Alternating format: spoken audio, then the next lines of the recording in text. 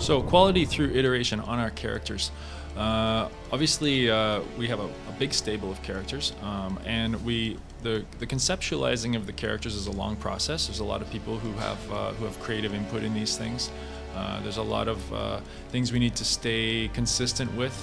For example, like these are all characters from the Arkham verse. We need them to stay consistent with their Arkham Asylum or Arkham City counterparts.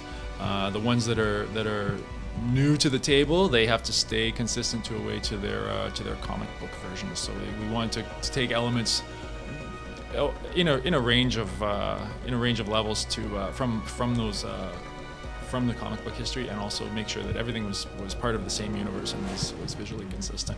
As far as iterating on the characters is concerned, it was just it was getting stuff into the engine, making sure that it was there, and then sort of looking at it and saying, okay, well, what have we got? How can we make it better? And it is a group effort. People, there's a lot of really talented people on the team, and some really awesome opinions, and so together we've really pushed this thing.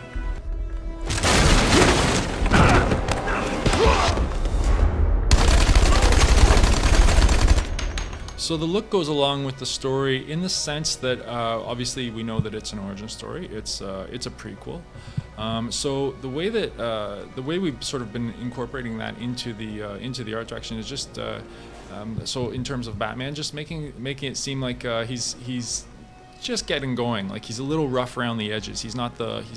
It's the story of his journey from being the Batman the Vigilante to being Batman the Dark Knight.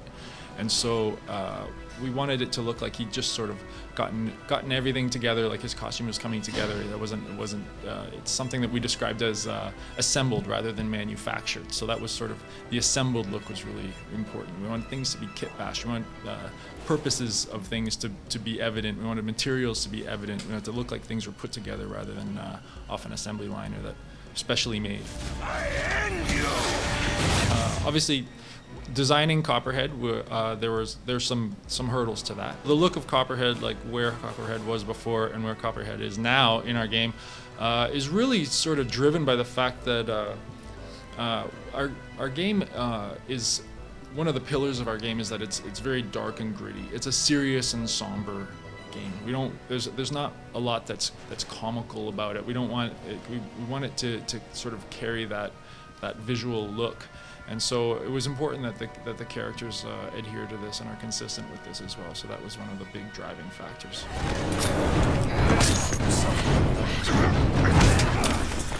When we first started, we sort of asked ourselves, okay, well, because we had this universe to stay consistent with, we said, well, what is this universe? What is the Arkhamverse?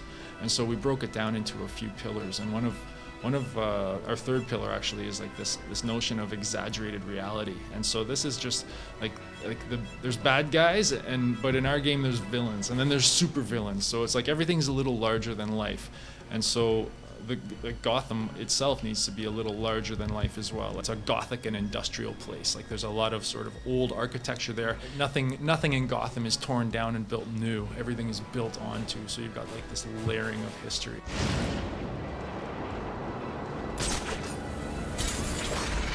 Batman Arkham Origins is released October 25th of this year, and it comes out on Xbox 360, PS3, PC, and Wii U.